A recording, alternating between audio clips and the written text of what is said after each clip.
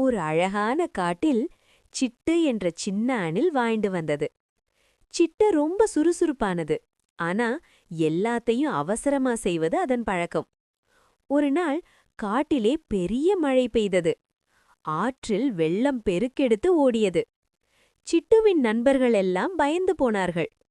அப்போது சிட்டு சொன்னது, பயப்படாதீங்க, நம்மால முடியறத பண்ணலாம்.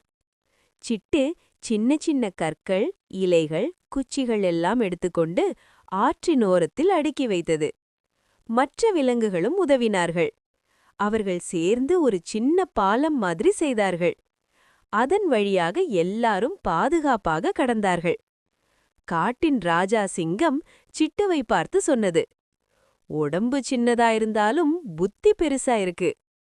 சிட்டு சிரித்துக்கிட்டு சொன்னது, ஒற்றுமையும் முயற்சியும் இருந்தா எதுவும் சாத்தியமே.